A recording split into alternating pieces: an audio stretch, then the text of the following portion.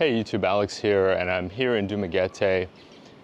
Been thinking about why you should learn to be happy alone as an expat. The first benefit of learning to be happy alone as an expat is that expat friends come and go. I've noticed this in Dumaguete, but I think it's also true anywhere you go in the world. People become friends and then they stay friends for a while, and then some drama comes up. People disagree politically. Maybe people have a business deal that goes wrong. Maybe somebody says something offensive to the other person, or they're just having a bad day. Different reasons. Friendships end back home in the US. Sometimes people just drift apart, but I think if you're not happy alone or not able to be happy alone, then you end up rushing into other relationships and trying to find happiness outside of yourself. I found a lot of cities popular among expats are transient places. People move in every year, people move away every year. Some people unfortunately pass on. Some people change their minds. And really this goes for anywhere in the world. But I think it's relevant to the topic of today's video because I just try to unpack why some people succeed in becoming happier abroad and other people maybe not so successful. So let's go ahead and get into it. I'll be talking about this subject in the context of friendships and later relationships. So you'll probably build a core group of expat friends wherever you go, but not everybody will stay in that core group. Like I said, some people move on, different reasons. That core group may change. I've seen it happen in different groups where people form their own groups. Some people move to another city. If you're moving to a city halfway across the country, your ability to interact with those people is going to be impacted. I've recently heard of some people moving to another city because a popular vlogger moved there. And I'm hoping that it works out for them, because if it doesn't, if something changes about that situation, why do I bring this topic up? I bring it up because it's relevant to me. This is something I've struggled with. I've thought about moving on from Dumaguete, and I'm trying to make sure that my social circle here isn't the only factor that I stick around for, because I've noticed some people just don't like living in a certain place and they pretend otherwise, and then they take it out on the people around them. I did this back in the States. I didn't like my hometown and I wasn't happy in my hometown. I was much happier living elsewhere. We as foreigners living abroad, we have a lot of choices to make, and they're not always so straightforward. Point number two is that you may want to move around. I think a lot of guys, gals, they find a place, they want to live there. They try it out for a few months. Maybe they live there for 6 months or a year. They decide, you know what? I don't want to live here anymore. Maybe they go through a breakup and their priorities change. They decide, you know what? I don't want to be in this city that caters to couples anymore. Vice versa. Maybe they get into a relationship and they're like, you know what? This city caters to bachelors. There's nothing wrong with moving around as your priorities change. I think more people in the world would be happier if they could change their location to one that's a better fit for their needs at the time. And I think that's part of why being happy alone is so valuable. And I think they have a tendency to blame Dumaguete or the Philippines. They have internal unhappiness. They feel that they need to be around other people to be happy. I think some guys, they stay here in Dumaguete because even if it's not their favorite, even if they don't love Dumaguete, they can't be happy alone in another city. And so they complain about it. It becomes toxic. Oh, Dumaguete this, oh, Dramaguete that. And they might be better off relocating to a different city, choosing another city that's bigger, choosing an area that's smaller town feeling. There's a lot of great options here in the Philippines, but I hate it for the people that they don't care for Dumaguete, but they can't be happy alone. They need to be around a community of expats. I think it's helpful to have a community of expats. I've got my own reasons for that, but there's other things I like about Dumaguete beyond just the presence of expats. I like the Western style restaurants.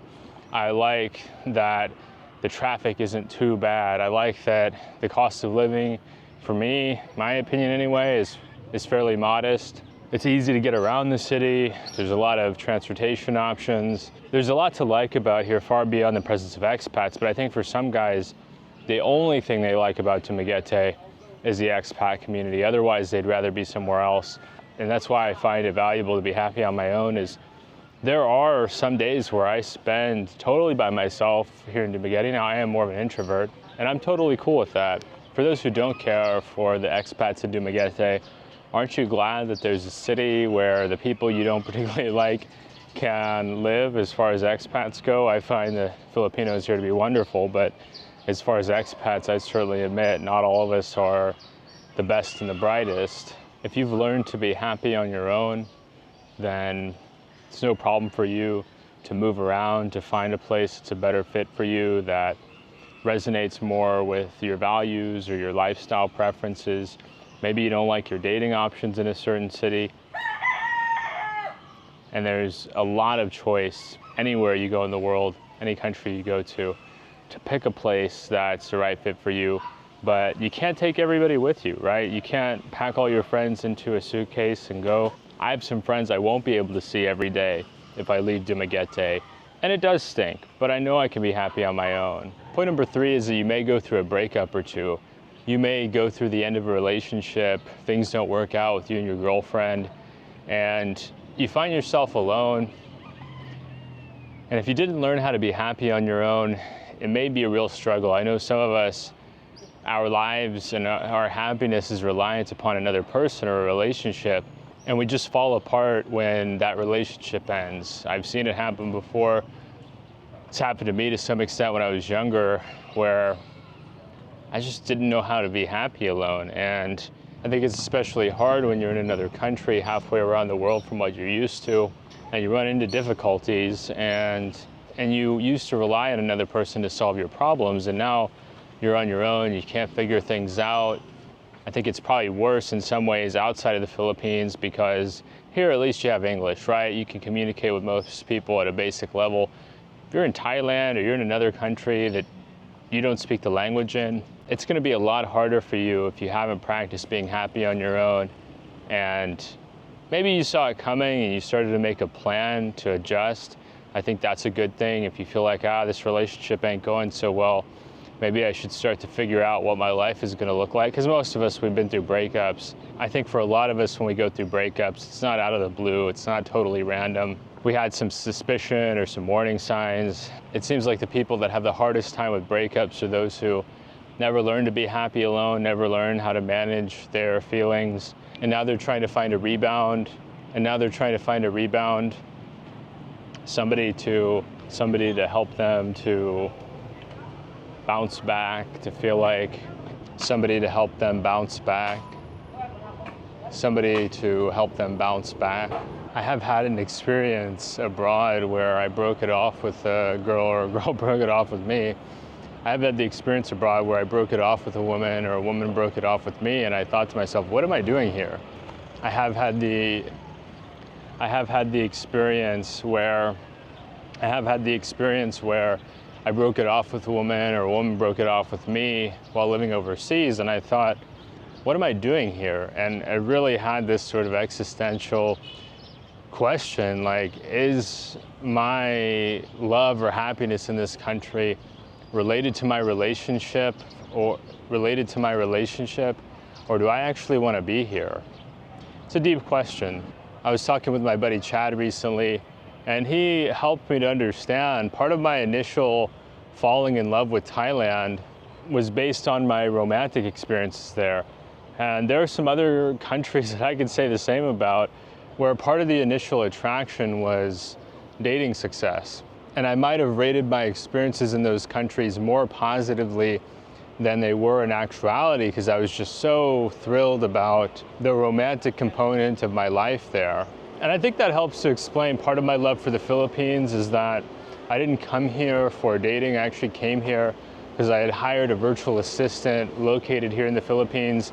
And so the romantic part for me came later in my experience here. It wasn't like, oh, I'm going there to meet somebody that I have this romantic connection with. It was more like, I'm going there because I want to show thanks and gratitude toward the individual that helped me to have business success.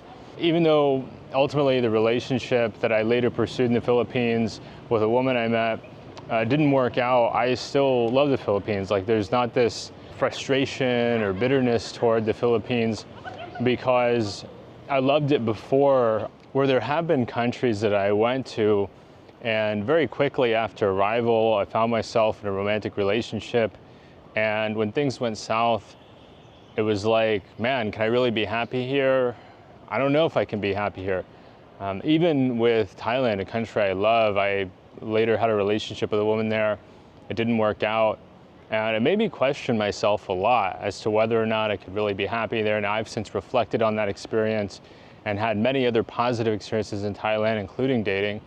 And so I recognized it was just me and it was that point in my life. But if you're not happy on your own, which I've spent big chunks of my life unhappy, spending time on my own or being alone, it's going to color a lot of your experiences in a certain way that prevents you from having self-awareness, I think. Finally, I'd say most of the guys that you meet here that are in successful relationships, it wasn't their first relationship that worked out. They went through a breakup, they went through a second breakup, and if they didn't know how to be happy on their own and pick themselves back up, lift themselves off the ground, then they might have not found their love, right? They might have not found the one that's right for them and moved on with their lives. Some of the biggest mistakes I've seen expats make here in the Philippines, or in any country for that matter, involve other people. It's not like they were on their own and then went through a breakup. It's not like they were on their own and got into an altercation in an adult beverage establishment. No, I've found most mistakes abroad to involve other people and in part result from people being unhappy by themselves. Well, why were you at that adult beverage establishment? Well, I can't stand the thoughts in my head. I don't like to be alone, so I got to go there to forget. Why were you with that awful person? Well, I can't stand being single. I've got to have somebody. I've got to be with somebody.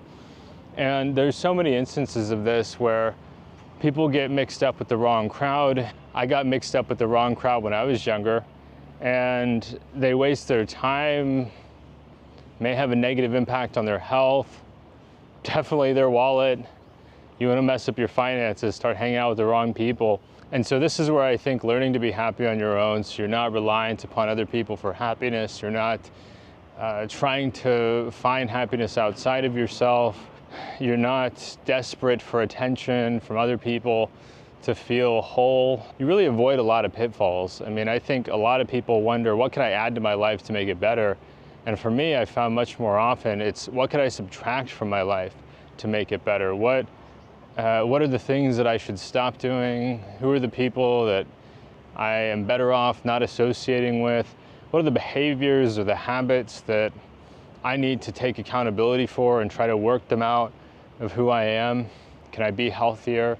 Not are there things that other people could be doing, but are there things that I could be doing to improve my situation, improve my life? And I think with loneliness, a lot of us feel lonely in the modern world. We rely too much on friends and family to solve that.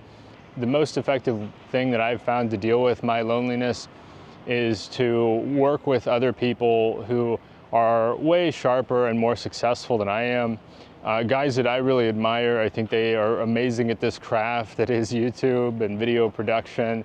And that has really done a number on my loneliness. It's hard to feel lonely when you get to work with people who you admire, their skill set, their tenacity, their determination, their self-awareness, and people that you would trade places with. Wow, that guy seems to be living life on his own terms in a way that's, I see him smiling all the time, I see him happy all the time. That moves on to my final point where I think it's easier to consume or to subtract from our funds. It's easier to spend our time than to save our time, try to conserve our time for the people that we care about. That's what I'm looking for, is I'm searching for those people that really are those rare people that I enjoy being around as much as I enjoy being around myself. I've removed a lot of toxic people from my life. If you've watched my channel for some time, you can realize you're probably aware of some of those circumstances. If not, go back and watch some of my more popular videos that seem to be tackling that subject. But yeah, it was hard. I mean, it was hard for me to walk away from difficult people in my life. It was hard for me to say, look, I'm setting this hard boundary. This isn't going anywhere. This isn't good for me. This isn't good for you. And we need to go our separate ways. Sometimes I get labeled, oh, you're just abandoning them. Well, if I'm such a jerk, how am I helping them by being involved in their life, right? Conversely, if they're a jerk, what am I doing wrong to remove them from my life?